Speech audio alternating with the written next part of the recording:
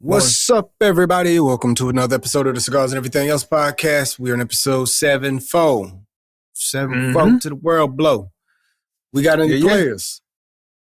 I look, I ain't seeing it, man.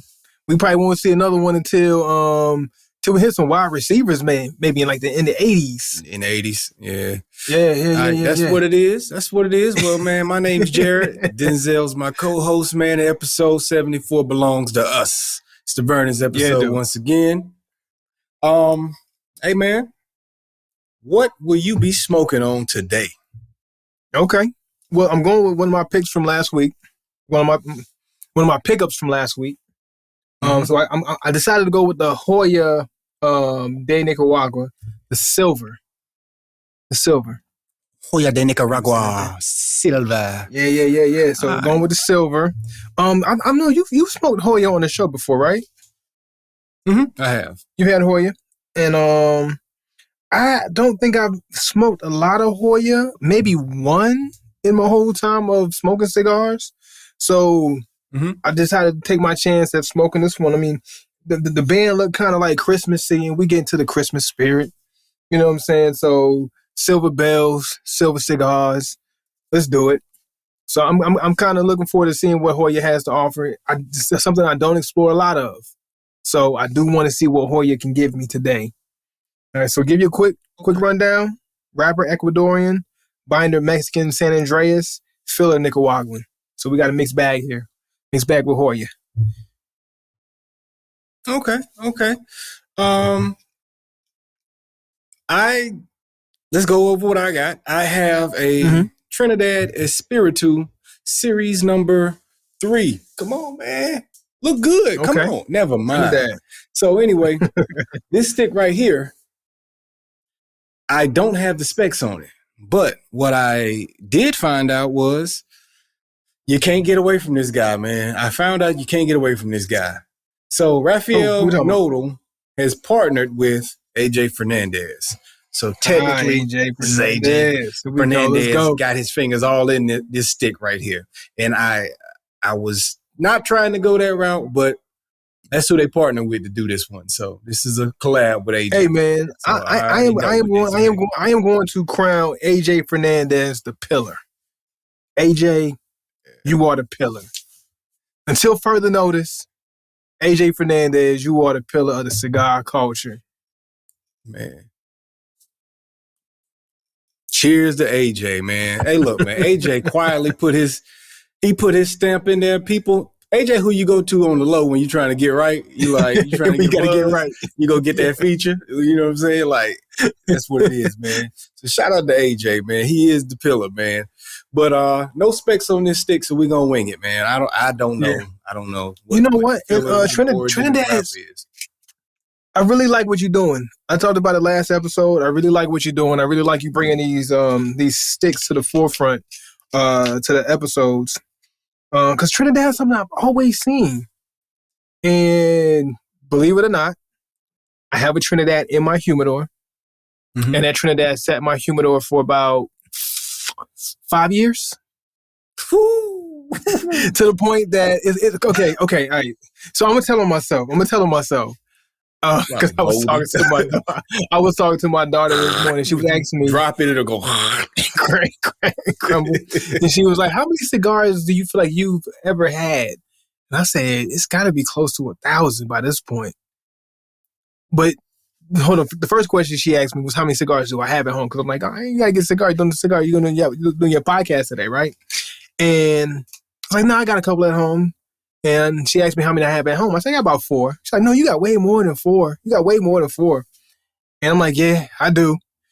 Because I got a humidor full of cigars that's been sitting there, not taken care of, not been doing what I'm supposed to be doing, and just falling apart. They're probably really brittle. If I picked them up, they probably would fall apart. So I got to tell them myself. I'm doing it again. I'm telling them myself. I'm being transparent and vulnerable right now, man.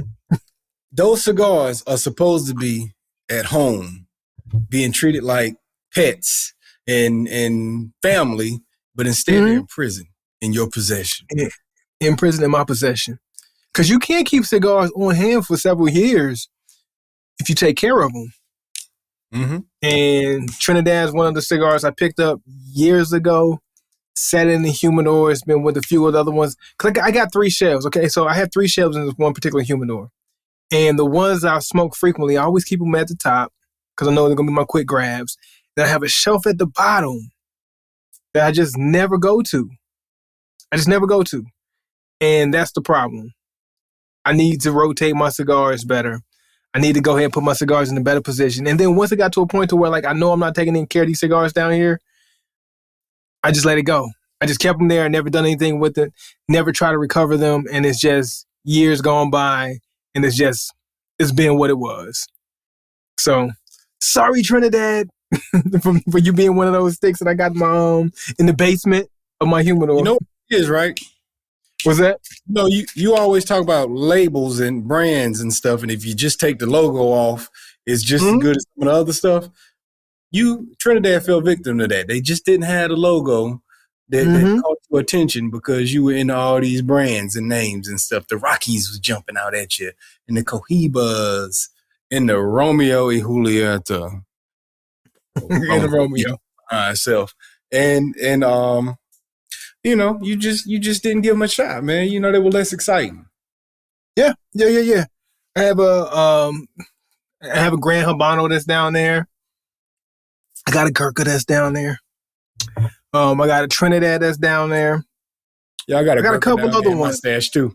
It just ain't gonna get smoked. It's from years ago too. It's old. It's the same way. I took that Gurkha just like that. And here's the thing. Like I feel like Trinidad. It's not that it's not a sexy name. You know, if I see something that say Trinidad, it should catch my eye. You know, to say, hey, look, Trinidad. What kind of tobacco are we talking about here? It does sound like it should be intriguing, but it just never garnered the same kind of attention that a lot of the other names have garnered. That, like you said, if I get a Rocky, it's probably gonna go to that top shelf, and it's probably gonna get rotated and smoked pretty quickly. I get a Davidoff, it's going to that top shelf. You know, I get a Liga, my father's, it's going to that top shelf. An Oliva is going to that top shelf. And I'm just never working myself down to the basement and go and grab those lesser names. Yeah. You know? Well, so hey man, you know, we having the conversation, which means you'll probably add a shift at some point in time with some of those names. No, I will. Go to the bottom of your humidor. I will. And I mean, so what I will do is I will start to go through my humidor and find out what's good, what's not, what can be salvaged, what can't be salvaged, and start to rotate and start to pay closer attention to what I have in my stashes and not always lean to the hot name, the hotness or the new hotness. Even though Rocky got a couple new sticks that I do want to try. You know, don't he always? Can't just say what? Don't he always? Don't he always? always. And I'm pretty sure after the new year, he's going to have something to commemorate 2024 too. It's like, all right, we got a reason to drop another one. Let's drop it. He already got it in the stash, man. He just ain't found a name for it yet. It's in the tuck. Rocky boy. So I'm going to get to it. So that's what I'm saying. I appreciate what you're doing. Bringing light to these lesser known names, lesser smoked cigars, and even putting the heat on me as your co-host. So I'm hoping it's doing the same for those who are out there in the cigar world who are watching us, seeing us smoke these cigars with these names and saying, you know what? Let's pay more attention to them. Let's do right by them. Let's do right by these guys who are putting in work, especially when you know they're going to the pillar. If they're going to the pillar, they trying to get right. So, hey, Trinidad, you're leaning on the pillar. You went to AJ. So that just tells me what kind of cigar culture mindset that you have. So you deserve more. You deserve better from a guy like me.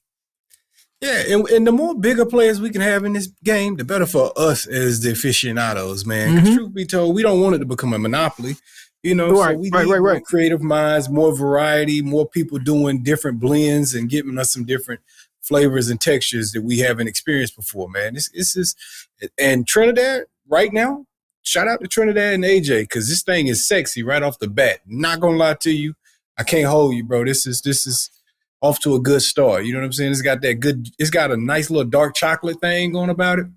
And a very, very creamy smoke with a little bit of spice on the retro hell, but it's done so perfectly. You know what I'm saying? It's like, okay, all right. I like where we at. We off to the races. Like I always say, I can get an idea where a stick is headed initially as soon as I get started. You know what I'm saying? And right now, off the first couple of draws, I'm like, okay, we headed off to the races in the right way, you know, so. Shout out. That's my initial thoughts. Hey, man, as you see, I got Black Santa going here, man. So, look, let me ask you a question because we close to the holiday season. You know what I mean? Okay. What, for you personally, are some songs that when you start hearing them, you say it's that season. You start getting in the mood. You start wanting to get your eggnog and your apple cider going. You know what I mean? Like, what's those songs for you? Okay, so for me, number one, got to go this Christmas with Donny Hathaway. The Donny Hathaway version. I don't know about no Chris Brown version or nobody else who ever tries to, you know. I think the Whispers got a version too. All time, greatest of all time, Christmas song. Donny Hathaway, This Christmas. For me, that's number one. You gotta get that one to me. That is the Christmas song for me. That is the Christmas song. There's only one other song I'll put in order. Then everything else, you just mix it up in the pile and just throw it out there. Okay. But there is a number two for me, personally. Then you got to throw some Temptations in there. Mm-hmm. Got to throw some Temptations. You know what I'm saying? Silent Night. What's the other one? What's the other big one they got? I know they did a whole joint. But Silent Night is the one. They got another one. They got another one that I like to play a lot. I can't think of. But Silent Night, Temptations, of course. Then the Whispers, man. The Whispers got a couple joints. Who else got some? I'm not gonna. The popular choice for a lot of other people might be Mariah Carey, but that's not it for me. Mariah Carey don't make my list. I can appreciate it. You still ain't named my number two yet. I ain't named your number two. You talking Mike? We talking about Jackson 5 or Jacksons or whatever? Nah, Mike. None of the five ain't. They not my top. That's not my number two. Okay. It's my dog Nat.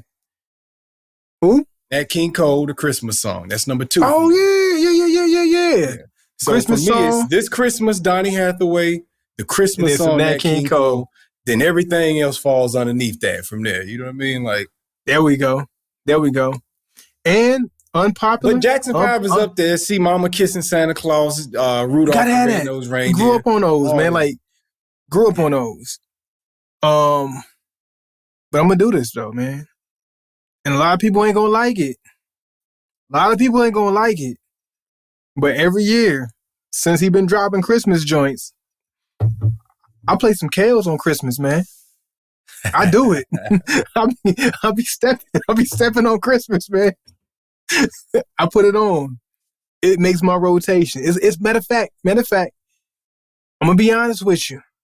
Okay, so what I do when it's around Christmas time, whether we setting the tree up or we doing the gifts or whatever, I'll break it off with This Christmas. Then I go into some Temptations or some who is it? Freddie Jackson. I think Freddie Jackson got some Christmas joints. Hit you with some Whispers real quick. I'm in that cloth. And then I might ease in with some PJ Moore, and PJ Moore got a nice little Christmas joint that he did. And then after everything is good to go, everybody's settled in. We done got, you know what I'm saying, got good and going. I'm throwing on that Kales, man, that Christmas stepping. I'm doing it. Yeah. I'm also, while we running them off, you said no Mariah, and I'm with you on that, no Mariah. But I will go to something from that time frame, though, man. The Boys to Men, Brian McKnight. Let it snow. Let it snow. Let it snow. You got to get that one. You got to get that one. Yeah, they killed that one. That's a classic at this point in time. I'm gonna go with some non-traditional songs. Anything off that Peanuts album, you know what I'm saying? I make me feel like Christmas time when I hear them Peanuts songs, man. That was a great jazz album for those that don't give it no credit. My bad. I should have said that one off the rip, though, man. Yeah. I should have said that should have been like top 3 for because I love it, man. It's that mood, man. Yeah. It's that mood. Great jazz music, man. And Vince Vivaldi. Shout out to Vince Vivaldi. Vince didn't even feel like he was a great jazz artist either. That's the funny thing about it. You know what I'm saying? But I think he made a classic in the process, though. And honestly, when you think about it, because like if you go through like YouTube or Spotify and look at these playlists, a lot of these playlists they'll give you some Christmas jazz, wintertime jazz, and I honestly think or would like to credit it to the Peanuts joint, because you hear the Peanuts joint and the jazz, and that puts you in that Christmas mindset. Of Christmas, give you Christmas feels. I think it set the precedent for a lot of people to follow that, to say, hey, this is the sound of that background Christmas music. Yeah, it's that wintertime jazz. 100%. I agree with that thought process, man. And while we at it, if you ever hear "You're a Mean One, Mister," that Grinch, that puts you in the mood a little bit too. You know what I'm saying? And man, that's some of the older joints. You know what I'm saying? Like, I don't think, I know Bing Crosby's like the man when it comes to that, but I don't think of White Christmas or nothing like that when I think Christmas. But I know it's a great selling song. It's there. It's there. Yeah. But it's there. But I like Have Yourself a Merry Christmas. You know what I'm saying? A Merry Little Christmas. That's one of the ones also, when you Chestnuts roasted on an open fire. I played the Tony Braxton version. But let me ask you this though, since we Baby and stuff like it's a vibe. It's a little vibe. You know what I'm saying? So I like little ones like that. There's a Hawaiian version. You know the Hawaiian song? I've never heard a Hawaiian version before. Malika Wah or some mess. I don't know. Nah, I ain't never heard that. I know the Feliz Navidad, the Hispanic joint. I kind of get with Feliz Navidad. You got to get with that. Yeah. Man, I'm gonna have to see. But let me ask you this though, Hawaiian joint. Send that to me. Man. I gotta check that out. Yeah. But okay, so we know in the 90s, making Christmas albums actually became a thing. JD and So Def did it. Mariah Carey had her thing, and Luther Vandross and Freddie Jackson's and all these guys were dropping. It was a thing to do the Christmas joints, and they killed them. Now we're coming to the 2000s, and I know some artists have done Christmas joints. Music Soul Child, he's done a Christmas joint. Bryson Tiller, if I'm not mistaken, did a Christmas joint too. R. Kelly had a whole Christmas album, 12 Nights of Christmas. But do you think doing Christmas songs, can anybody create a classic, a new classic? Yeah, they could, but ain't nobody gonna do it because everybody too swagged out for it. Like, we're in the era where everybody's too cool to do anything deemed as corny. So we're in a stage where a lot of people don't even celebrate the anti-Christmas. You know what I mean? Like, so it's gonna be hard to get people to do stuff like that. You can't even get people in the dunk contest no more, let alone to think it's cool to do a Christmas album. Like, you know what I'm saying? But how can you not think it's cool to do a Christmas album? So many of the cool people back in the day did Christmas albums. Yeah, it was the thing to do. I gotta create my challenge too, but don't nobody do it no more. Like Kobe, MJ, the quintessentials of the league, they did dunk contests, and it was mandatory to get one under your belt, or at least a 3-point shootout. Like, you know what I'm saying? Like, now they don't want to do none of this. Vince Carter, how do I leave Vince Carter out? You know what I mean? But I mean, at the same, and the cool thing is, it's your shot. Spud Webb took it. D Brown.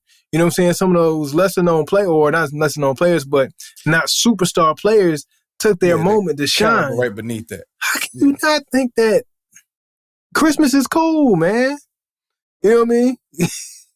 If Christmas is a vibe, cool, what holiday is cool? You know what it's Halloween starting to get a big push to be cool. Like, it's becoming the second holiday somehow.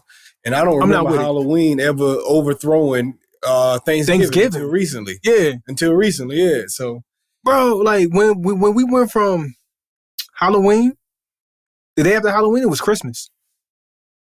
It was Christmas. Yeah. My neighborhood, everything was Christmas out. Everybody took down their Halloween decoration. Everything was decked out Christmas. I'm like, we just gonna forget the turkeys? We're just gonna do that? It's a push for it goes to this whole woke thing where people are getting rid of Christmas and they getting rid of Thanksgiving because people are starting to they just don't believe in the meaning, you know. And I get it for Thanksgiving, you know what I'm saying? I get it, but at the same time, people, this is where I differ.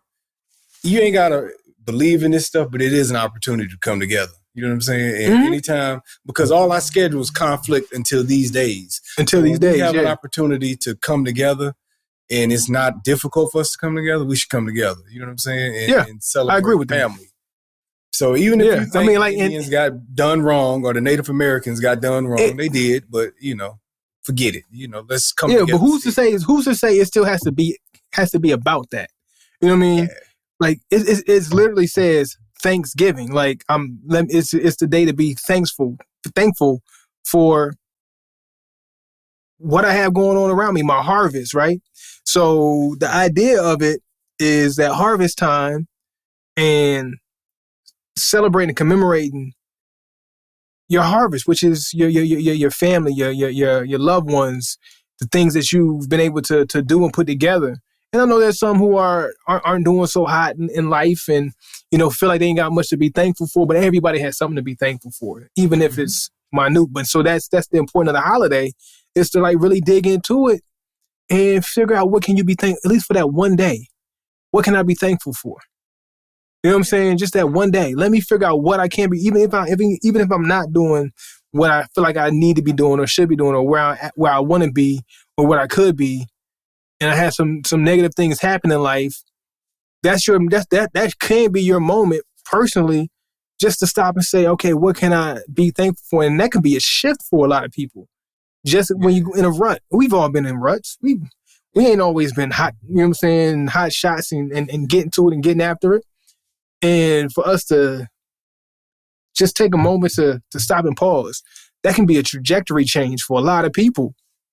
Even in those moments, just to be grateful, thankful, and then also those who have an abundance, when we start giving back during those Thanksgiving times, you know, we help somebody else out. Like it's bigger than what people want to be woke about. You know what I mean? Like you got to get beyond the woke. And trust me, I was one of you know me. We've come up a long way together, and I've always believed in before the term was woke. Was being woke. You know what I mean? Like I was always there. You know what I mean? And I feel like we've gone too far on the woke.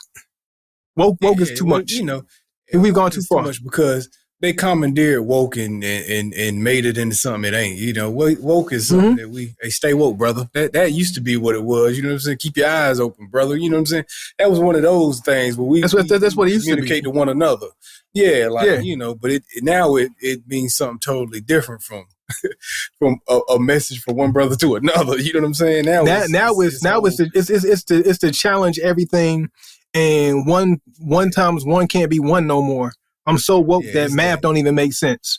You know what I'm saying? Math don't make sense no more. It's a conspiracy thing now. You know what I'm saying? And it's to challenge everything and push back on everything. When you should do it, but there's a way to do it. You know what I'm saying? You can quietly push back in your own head without having to make a big stink about challenging everything. You know what I mean? Like, because when I say that you should challenge everything, you should question everything. You know what I'm saying? But Absolutely. At the same time, I'm just saying be an independent thinker, but don't be a smart dummy. You know what I'm saying? Like when you just overthinking stuff and making stuff complicated that actually makes sense. And to one of your points that you said about having something to be grateful of and thankful for, we all do. That's people's egos getting in the way when you get to the point where you feel like you don't have nothing to be grateful for. Because at the end of the day, we all comparing ourselves to one another. And that's the only reason you'll ever really get down on yourself. It's because you comparing yourself to other people, not realizing that other people got their own struggles. And we're all, no matter who you are in life, we're all in the same position where somebody's ahead of you and somebody's behind you. And when you never lose track of that, you're able to be comfortable in your position in life. because you're always going to be ahead of somebody, always behind somebody. Somebody somewhere is going to be worse off than you. And that's not to say, don't, or not to feel bad on your position. Yeah, if you're not comfortable where you at, like even me, like I still feel like where I am in life, I still want more. I still want to progress even higher. But it don't mean that, hey, I got to look at it like my life is the worst thing in the world. But I still do want to strive for better. Yeah. So I still want to strive for better. Where you're at in order to get more. You got to be at peace with where you're at, and I think that's where a lot of young folk miss, especially now with the world being so wide and being able to see and being able to compare everything in the whole world now. Like I can compare what's going on with somebody in Dubai who got $500 billion. And I'm looking at my life like, man, I only got so much money in the bank. He got $5 billion. Dang, my life's trash. When these kids looking at, well, this person got this and they only 22 and I'm 22. Well, I ain't got that. But this is the thing. Ain't none of that real. That's all in your head. Even if you read somebody's net worth on the internet, most of them say that stuff ain't real. You know what I'm saying? Like, so it's all in your head. I can look at somebody worth $1 billion, but they don't have $1 billion in cash. Like, you know what I'm saying? Like, that might mean they have more than I have. But even then, that's you making up the story in your head, filling in the blanks. You know what I'm saying? So the same way that you can create this reality for how somebody else is living, you can create something else to make you feel more comfortable with yourself. Like, you know what I'm saying? So like people make these stories that make themselves feel less than. Write the story to build yourself up and give yourself confidence to push and proceed to whatever it is you're trying to accomplish, instead of writing the story to depress yourself and feel unworthy, like, which is what man. The mind is a powerful tool and is the best atmosphere setter. Whatever your outlook is whatever your atmosphere is. You can shift your atmosphere by shifting your mind. You can look at your four walls and feel like it's prison, or you can look at your four walls and feel like it's heaven. However, your outlook on your four walls can be whatever it is. Now, who's to say? Environment between those two is conducive to growth? Feeling like you in a prison or feeling like you in heaven? What do you think you're going to get more work done in? Which environment? You know what I'm saying? Which environment are you going to flourish more in? The positive mindset, saying I'm in heaven, then you feel productive to go out here and you feel energetic to go out and produce. You know what I'm saying? Versus I'm in hell, woe is me. And then you don't get nothing done and you just stay in hell. Woe is you. Yeah. Woe is you. But I mean, like, and then also like when you have that same mindset, you can go back and say, okay, now that I feel like this is great where I'm at. And you can be more receptive to what somebody else has who has greater, and then allow that to help you strive towards that greater. What happens to a lot of people that I've seen with personal relationships is when they see you doing so great and they don't have as great, they get down and start garnering a little bit of hate and garnering resentment because now they're looking at it instead of with a positive mindset, they look at it with a negative mindset. Well, I don't have this. I hate that he got that. And I'm not doing this. And I hate that they're doing that.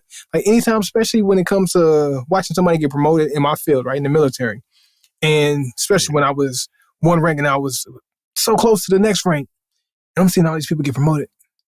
But my mindset was always to cheer them on. You know what I'm saying? I'm not going to sit back, and I've seen other people who were side by side with me in the same boat and watch them fizzle out, end up getting booted out the military because they had the wrong mindset. So they sitting there getting mad and hating at this person for progressing and this and that. Well, I've been here and doing this, and he got promoted so fast, and this happened and that, blah, blah, blah, blah. And like, just cheer for them. Just cheer. You cheering for them will honestly help yourself out with how you end up progressing, because your positive mindset and looking at them and linking at their progression is going to help you propel forward towards that progression. And a lot of people cut themselves off because they can't cheer for the next man. Yeah. And you know what else it is that's good about cheering for the next person? Is because what do most people tell you? Most people tell you, if you look at your circle, I'll show you who you are. So if you got people in your circle and around you that you're surrounding yourself with that's winning around you, that's a good sign for you. Just because you ain't got your dub yet don't mean nothing. Like, it's coming. It's coming around. It's coming around. It's y'all in that circle. Guess what? It's coming around the circle. It's coming around the circle. Winners. I'm eventually going to duck goose. duck goose. That success is playing duck goose with you. He's waiting to be goose.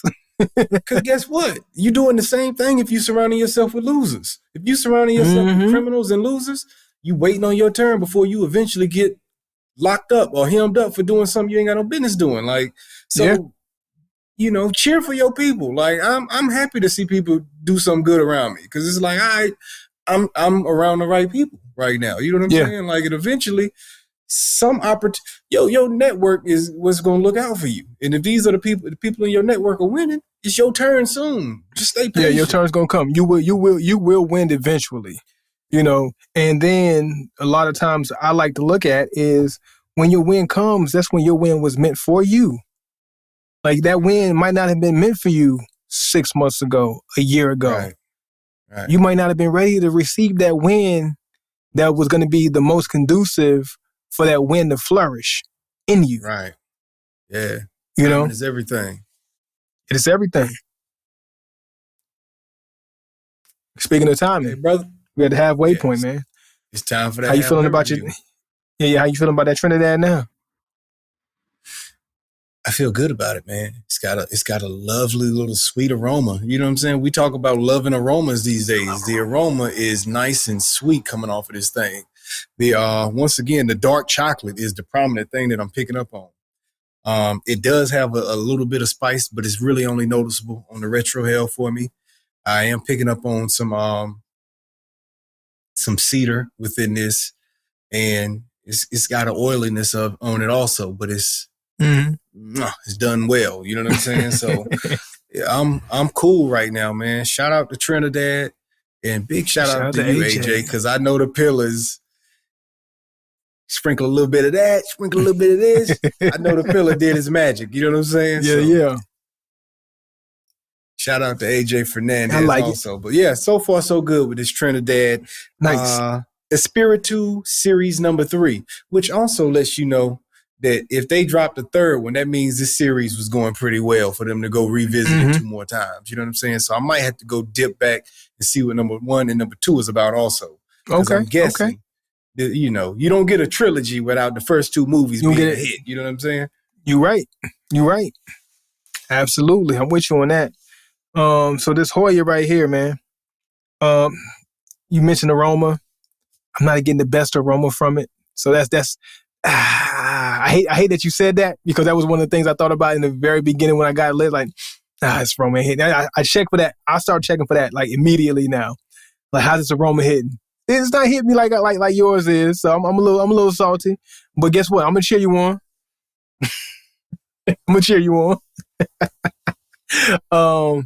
But it got a nice little subtle brown sugar walnut thing going on, which is something unique that I don't really get from cigars. That's interesting. Like a brown sugary walnut type of deal that I'm feeling, with a hint of spice that just comes like just on the back of the palate. It's kind of telling everything. So it's nice right now. Cookies, my boy. Gingerbread cookies. Yeah. It's Christmas time. Gingerbread cookies. It's Christmas time. You got the Christmas stick. Yeah, it's like a brown sugar walnut. Nice little spice. None too flashy, none too fancy. Nice and subtle, but not the greatest aroma right now. So we'll see what happens. Oh. But we can keep it. We'll let it burn. We got some time. We're gonna let it burn. We at the tail end of the first third, so we get into it. Man, but yeah, man, I'm still in the first third, man. I ain't even coming out of that no time soon. But hey, AJ burns slow. Slow. Anything I've ever had from AJ, it burns slow. They know how to pack them. Yeah, most definitely. Hey, check this out. So, I got something that's grinding my gears. A little bit of sports talk. It's grinding my gears, right? So, is it being 9-4? Say what? Is it being 9-4? What's 9? The Lions, the Detroit Lions. Is that what it is? I caught on what you were talking about. Yeah, we caught that L to Chicago. All right, look. We still leading the division. Okay, we still got that playoff spot on lock. We all right. Now we going into basketball. When you talk about baseball for a second, old buddy who got that big contract. Shout out to maybe baseball's on the return. That contract was a monster. What, $700 million? $700 million contract being handed out in baseball right now. For those of y'all that don't know, I don't remember my man's name. I don't remember his name either. Say it anyway. But his name is $700 million right now. That's all I know. That's his name. That's all you call him. Hey, 700. That's what you call him when you see him, man.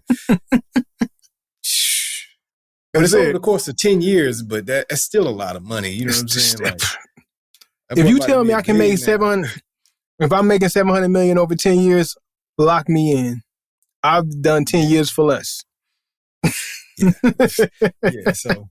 So hey, look, whatever. 700, let's go. Let's get to it. But now we talking about some basketball, man.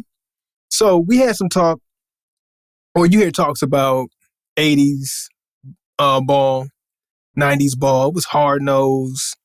You know, wasn't no freebies.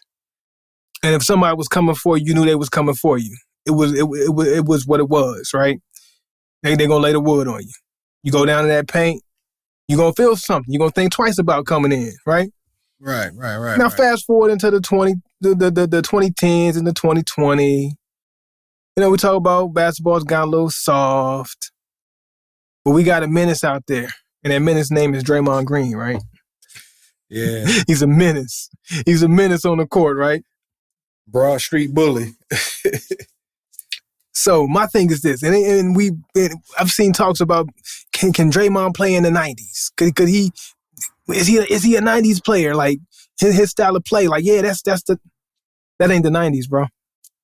That ain't the 80s. What Draymond Green does on the court, honestly, if he was playing in them times, they would got him up out of there. My man would be with his tail between his legs. I ain't messing with nobody down here. I'm good on it. I don't feel like he would be able to pull off the same things that he pulled off now. I don't like people likening his style of play to hard-nosed 80s, 90s ball. To me, it's not. You know, to me, it's not even crafty, tough play. To me, it's just dirty play with no reason, honestly. You know what I'm saying? Like you had some players who they might have threw a nice little even like Lambeer. Lambeer, hey, look. So the difference between the Lambeer and the Draymond, and this is not me just. Okay. I can't wait to hear this. Holding down my Pistons players, right? Okay. But Lambeer ain't gonna make up a scenario just to get a cheap shot swing on you, right? You know what I'm saying? He's not. That wasn't his thing. You come to the lane, I'ma lay an arm on you, and I'm gonna make sure you come down hard. That was Lambeer. Yeah. Lambeer might, you know what I'm saying, put a forearm on you a little harder than normal. You know, he might do one of those types of fouls. It was a foul. Like you weren't on the other side of the court, not even involved in the play, and this gets swung on, right? And this is not a Chris Childs, Kobe Bryant, we about to box square up type of deal. That's you know what I'm saying, the mutual chippiness. All right, you talking, I'm talking, we about to go at it, we about to fight. Not just, I'm going to throw a leg up and kick you between the legs. I'm going to just turn around and throw a swing. It's not even a Ron Artest. I come off with a dunk and I'm celebrating, throw a little elbow. I didn't know you was over there type of deal, right? It was not even one of those things. Who did he hit again? Who was it? Oh, who was it? I can't remember who it was. But that was a nasty elbow. Get away from me. Get away from me, yeah. And caught him with a nice little elbow, right? Like, so that was like, it's not even in that vein. It's not even a Bruce Bowen throw a leg out and make you want to come down on you know what I'm saying? Now, I know who it is. It's a Chris Paul thing is who it is. Chris Paul was a little sneaky joker like that too. He was. Chris Paul was one of them. Chris Paul was definitely one of them. Yeah, dirty self. But the difference between, people hate Chris Paul for it, right? And Chris Paul has come on a lot of fire for it. And the difference between the Draymond Green and the Chris Paul is Draymond Green just got rings to go along with his, and Chris Paul don't. So it's kind of been like overshadowed, and all right, we'll let Draymond get a pass for that. Like, it's not even Dennis Rodman, I'm just trying to get under your skin type of deal. You know what I'm saying? Dennis Rodman was the way he was getting tangled up with you on purpose. Like, I'm just getting tangled up with you. Oh, we cross legs and stuff like that. Like, Draymond just out of control, man. Hey, bro, you know who he elbowed? Who he elbowed? Who was it? He elbowed the beard, James Harden. For real? Even better. Was it? Even better. I didn't even realize that was James Harden. It was James Harden. I just looked it up and I saw Harden doing that, and I was so happy to see it. Like, yeah, James Harden. Happy. Only person that would have been better would have been Scottie Pippen. That's it, man. I'm sorry, man. Oh, that made my day. I'm sorry to interrupt your soliloquy, man. I'm sorry, man. That made me happy. Man, James Harden, man, that guy. I can't stand watching this game. That made me happy. Get out of here. Okay, man, I'm sorry. Continue with your point, man. Nah, that was good. But like, it's just different, man. It's just different. We're not talking about Xavier Daniel. We ain't talking about Vernon Maxwell. We ain't talking about Ron Artest, Ben Wallace, Oakley, Anthony Mason. Draymond Green versus any one of them guys. He wouldn't be standing. Like, he would not be out there doing what he's doing today if those guys were in the league getting to it.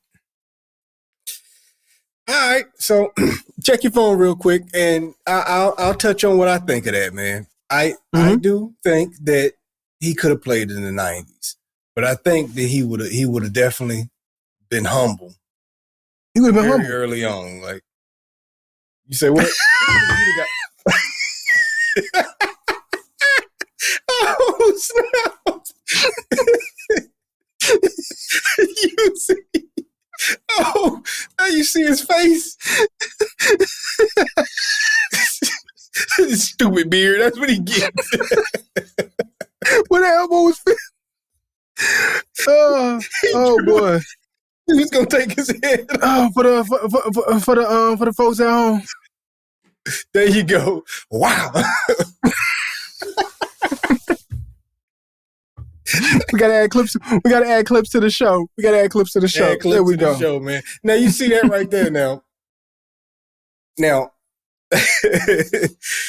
hey man, I'm just saying, man. Guys like he'd have got humbled, bro. Like, because he really got humbled quick. Bully ball stuff. You know what I'm saying? Like, yeah. And I think a lot of that bully ball, man, don't work when you get pushed back. You know what I'm saying? Like, bullies only can bully when they not getting stood up to, and nobody stands up. To.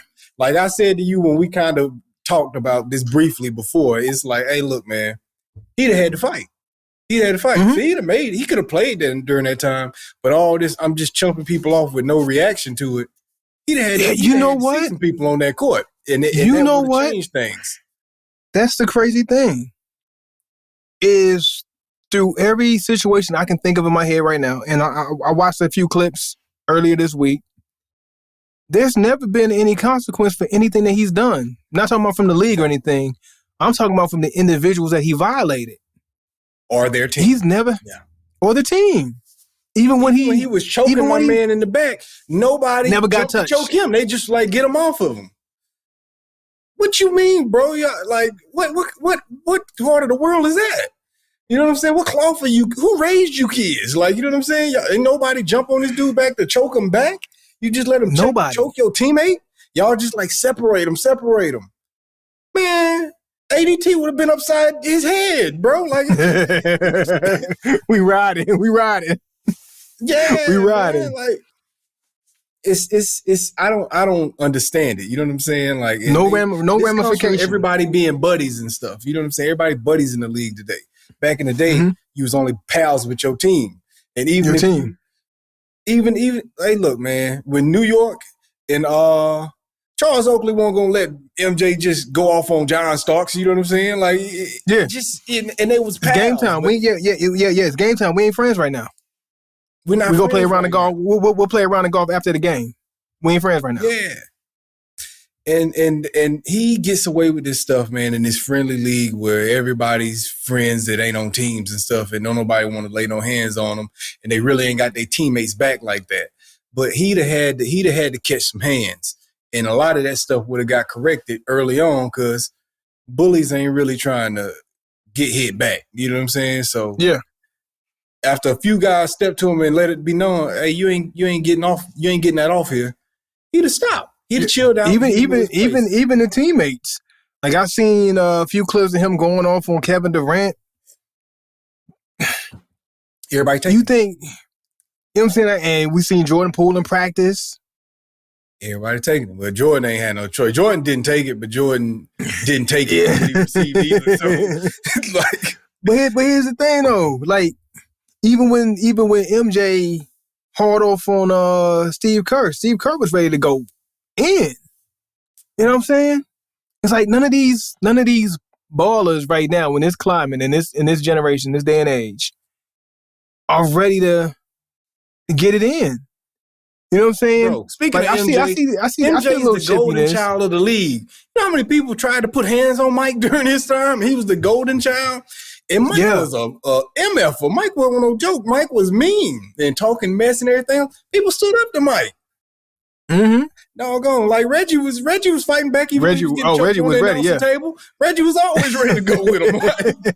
Like, nobody was backing down from him like that. Like, you know what I'm saying? He was trying to punk everybody, and that's not to say like Mike want nobody not to be scared of, but it's just to say people stood their ground, and Mike was somebody to be afraid of, and they still stood their ground to him, like. Because it was a lot more guys like that. That was the climate. That was the energy around the league at the time, man. And now everybody just, I don't want no problems. I'm just saying, like in the 90s, 80s, early 2000s, the actions of Draymond Green would have not gotten to this point. Wouldn't it? He would have been checked a long time ago. We already know the guys in the 80s was getting down like that. There's no need to even go through the names. And then we know the guys in the 90s was getting down. But you can even go to the 2000s. I can't see him getting that off on T-Mac, on Kobe, on AI. Like, none of them guys was going to stand up and let him get that off on him without standing their ground to him. What top dudes was going to deal with that in the day? You think Tyrone Hill was going to deal with that? KG. KG definitely ain't dealing with that. Paul Pierce ain't dealing with that. Ben Robinson. I'm not. Is that he going? I mean Ben Wallace. Ben Wallace. Yeah. Ben Wallace ain't gonna deal with that. Them guys. Wallace would have been throwing him across the daggone floor. We got tossed. Steven Jackson. He hit him with the Uncle Phil. Like, you know what I'm saying? Yeah. We got tossed. Steven Jackson. The whole Pacers lineup, you know what they about. Like, it just won't gonna ride, bro. Won't nobody gonna let that fly back in them days, man. Like, in the 2000s was softer than the 90s, and the 90s was softer than the 80s. So, like, as you keep going further and further back, it's just gonna get harder on you. And that's not to say the 2000s was soft, but they were definitely the gateway to how we ended up here. You know what I'm saying? Yeah. It's doing this the whole time. So yeah, man, he couldn't. That's my only. But that's not my only gripe. But that's one of my gripes with the way the game is being played. And I love the league and the NBA and always been a big fan. But I just hate seeing. You know what I'm saying? I hate seeing a certain thing in today's league that just makes it hard for me to really enjoy it to its fullest. You know what I mean? Like I hate to be that guy who's always, in that nostalgia mindset. But it's like, even like with that, that wouldn't have flown back in the day. Well, this is the thing that it goes to, man. Like, you've seen both sides of the fence. So it's people who only know their era and they get the, like, feeling what they got from their era because they like, oh, yeah, Draymond from that cloth, he like that. He all y'all got to brag on, so that's why y'all bragging on him. Y'all don't have nothing to compare it to because y'all ain't got nothing but Draymond. But people that's watched from the 80s up until now, and then they see Draymond, they unimpressed by it because they like, I seen worse. Like, you know what I'm saying? Like, or even Elijah Wan would have got at him, boy. Come on, even Elijah Wan would have hit him with that right cross. Like, you know what I'm saying? Like anybody, like, man, it just was different, man. You know, boys was getting their face broken. Tom Jonathan. That's him. Like, different, bro. Like, boys getting their face broken back in the day. Yeah, but he got his face broke. Yeah, man. So like, you know, it's cool that you sneaky and you dirty and stuff. You jump up and kick somebody on the balls on purpose. You know what I'm saying? But I don't know, man. It's easy to be tough when ain't nobody else tough. That's my viewpoint. Yeah, of it, you know what I'm saying? Yeah, it's my whole idea, my whole that's tough. just not that's not tough basketball. That's just your mind somewhere else, boy. Get it together. Yeah, you know, he getting old too, man. So eventually you're gonna have to back off of that. You know what I'm saying? So one of these young boys is gonna get a hold of you out here, boy. Eventually, he only 30. He only 33. I mean, he look all about 50, but he only 33. Yeah, but shoot, that's old in the league's terms. You know what I'm saying? Think about yourself at 33. And I know he's an athlete and all, but you know, man, like I just don't think your chin is what it was at 20 when in your 30s. You know what I'm saying? Like, no, you right. Eventually, somebody gonna stand their ground and they gonna put your lights out. They couldn't, and they wouldn't have been able to knock you out 10 years ago. Like, but they'll knock you out today. So like, you better slow down, bro. Like, your damn faculties ain't what they used to be, whether you realize it or not. That reaction time ain't the same. You ain't dug as quick. You think Barkley would have took that? You think Shaq would have took that? No. Yeah, I mean, wouldn't even taking that. Even y'all wouldn't have took it. You know what I'm saying? Nobody would have took that stuff, man. It was just a lot. Baron Davis, ain't none of them guys. These dudes, thorough dudes, man. You know what I'm saying? And I ain't trying to say people are soft now, but maybe they wouldn't take it outside on the streets, but they definitely take it in this league. They scared to lose what they got. You know what I'm saying? Ain't nobody standing their ground to them like that. I don't get how ain't nobody getting no hands put on them for some of this stuff. Take your suspension. You can afford it. You getting millions of dollars. Yeah. And even then, back in the day, it was hard to show up in some cities. You ain't acting right. It's hard to show up in the city. What we talking? Yeah. Anyway, off my soapbox. I'm just ready to see some. I'm ready for the league to get back to being what it used to be. In-season tournaments. We letting off champagne for winning in-season tournaments. Somebody's gonna call LeBron the GOAT because he got more in-season tournaments than MJ. But you know, somebody asked that ain't gonna me do it. Last week. They say now that Bron got a in-season tournament championship, do you think they're gonna include that in his, you know, his statistics for why he's the greatest? Somebody they will. They're will. gonna be like, he's the GOAT because he got the first in-season tournament champion. That's what GOATs do. Like, and then let him win a championship this year. Oh, he won 2 championships in 1 year. Who else has won 2 championships in 1 year? Bron did. Man, I'm gonna say this, man. Let me sound like a Bron hater for a second. Bron get the most credit for statistics that I don't care about that I've ever heard. Like, you know what I'm saying? Why is his minutes played always coming up now? Like, you know what I'm saying? Like, I know he's older and we want to keep emphasizing he's old, but you know what I'm saying? Like, why is everything based around minutes played and all these stats of efficiency that I don't ever cared about? Like, man, it means the big 5 statistics, man. Your defensive statistics, your rebounds, and your scoring. You know, your offensive, your defensive statistics. Maybe a field goal percentage. Yeah, your field goal percentage is cool. I'll look at it. You know what I'm saying? But I ain't gonna hold it against you. Like, you know, people hold a lot of weight on that now, and we never cared about it. I didn't care how many shots Kobe took to get to 80 points. You know what I'm saying? Like, I don't care. Just give me the 80. Just give me the 80. Give me the 80, man. You know what I'm saying? Like, and it's a context to how you do it also. You know what I'm saying? But like, I don't know. It's all these little statistics to inflate someone's position in the league to make them look more credible. Oh, they did this more effectively or this more efficiently. That's why it was more impressive. And it's like, nah, bro, I watched it with my own 2 eyes. I just am impressed by what I'm impressed by. You can tell me the stats afterwards, but I watched the flow of the game, and this was more impressive. It's the eye test is the biggest determination for me. Everything. Yeah. It's the biggest determination for me. You know, it just is what it is. You know what I mean? Like, you can't take a swipe at somebody and you brush their nose and they go flop on the floor and I call you the GOAT. I just can't do it. I can't do it. When somebody swipe at you and you're holding your wrist like, then they show it from the other angle, the dude never even touched you. And you going down like, oh, man. Yeah, he got some serious flop. His flop compilation is something serious, bro. It's nice, right? It's nice. It's impressive, serious, man. It's impressive. It's impressive. I'm very impressed by it, man. And he's the biggest thing on the floor doing all that doggone flopping. And then he acts so good, he'll go to the free throw line still holding himself, like, you know, and then miss the free throw and then be like, oh, my wrist from when I got hit on the wrist. And nobody ever landed. Nobody ever made contact with you. You'll flop midair in the shot, like, like, I ain't even hit you, bro. Why you flop on a layup? You should have just went strong. You 6'9", bro, and 240 some pounds. Just truck him like you always do. Like, you know what I'm saying? Like, you can't be my GOAT. I'm sorry, you can't be. Not for that. Anyway, that wasn't the point of the conversation. Didn't want to get into a LeBron GOAT, not GOAT, whatever. I can do that all day. But yeah. All right, man. What's the final thoughts on the cigars, man? The cigars, man. We did everything else. Let's go back to the cigars and close out. I'm gonna close out with mine first because I'm more interested in hearing what your Trinidad experience, the full experience that you've gotten over the course of maybe almost an hour, 50 minutes or so into a smoke.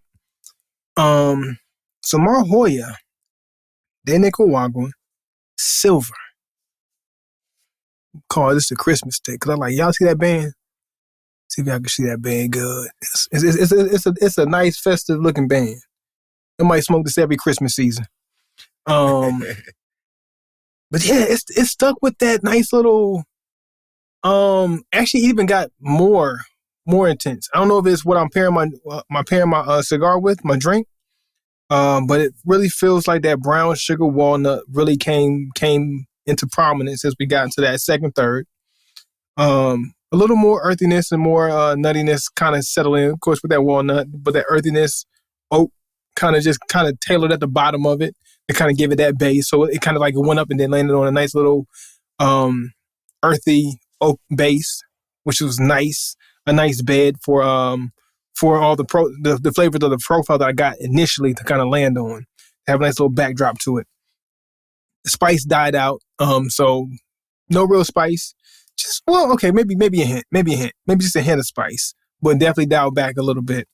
Overall, a really good smoke. I liked it. It's definitely not a go-to, but I can see myself smoking this again. Definitely, if I see it, I'll have some fondness to Joya whenever I see Joya in the humidor. So it did achieve that to say, okay, let's pay more attention to Joya. But overall, I'm not gonna give it a 4. I realize I've been I might be leaning on cigars lately. I don't know. But I'm gonna say with this one's a 3.9. 3.9. Okay. It's a good smoke. Okay. Solid smoke. Good flavors. All right. So for me, at this point, and once again, there's a context to our scores. Our scores is always to this point, like you said. And most of the time, we don't even get halfway through with the stick. So we're really just judging the first part of our smoking experience. Mm-hmm. But from this, we go 1 to 5 on our scores. This Trinidad Espiritu series number 3, I'm starting to enter my second third. And like I mentioned earlier, I was having more of a dark chocolate was the prominent flavor that I was noticing. On this now, we're starting to transition more into like a cedar. Some of the oiliness is there, but it's still dialed back. The dark chocolate is still there, but now we're starting to dial back. Cedar's coming to the forefront, and some leather is also coming more out of the stick. I'm starting to pick up on that, but I'm still having those same notes also within it. Some of the spice that I said I was picking up on the retro hair, I'm starting to be able to pick up on the actual just regular draw. And I've really enjoyed the stick, man. I'm still enjoying this change that I'm going through because it's still got the things that I loved about it early on, but now it's starting to introduce some different notes for me. And I'm enjoying those also because they've been done very well. So as of now, I'm going to give this Trinidad a 4.3.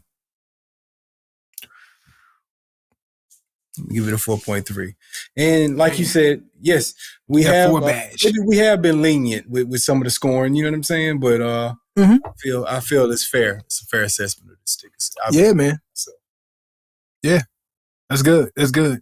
So I mean, honestly, and I kind of feel bad for some cigars we're gonna smoke coming up in the future. Cause I'm gonna be real tough on some cigars. I don't know why. But going back and reviewing some of the ratings, and not saying those ratings were wrong, because it definitely hit me in wherever I rated it. That's where it hit me in the moment. But I'm gonna start really digging into these cigars and really seeing, hey, because I want to keep that. I want to keep that 4 spot coveted 4. I want to keep that 4 spot a coveted 4. If you get a 4, anything 4.0 and up, I want you to earn that 4. So. Any cigar that we smoking from here on out, trust me, you're getting a real deal rating on it. Okay. So 75 forward. Episode 75 forward. We're gonna tighten our belts a little bit here to tighten it up. Now, yeah. Before we close out, go ahead and drop a name. Tell it. Tell the truth on why you saying what you're saying right now, because I know why you're saying what you're saying. We ain't discussed it, but go ahead. Put a name on it before we go. So and this is not our boy. It's our boy. It's a great stick. It's the Ligas, Drew Estate Liga Providers. I think it was a T52. I was smoking on episode a while back. Mm-hmm. And if I'm not mistaken, I gave it a 5.0. What'd I give it? A 4.9? What'd I give it? You gave it a 5, bro. I gave it a 5. And you see, I'm right there from my memory. I forgot you gave out a 5. I was like, you gave out a 5 before. Like, I gave out a 5. And to give something a 5, you know what I'm saying? So that's why now when we go forward, if I ever do give a 5, and I think we were a little early in the episodes, and it kind of made me want to go back and look and say, okay, if I ever give a 5 ever again, or if I give a 4.9, a 4.8, 4.7, anything above a 4.5, you got to be hitting on all cylinders. You got to be almost perfect to get anything 4.7 and up. You know what I mean?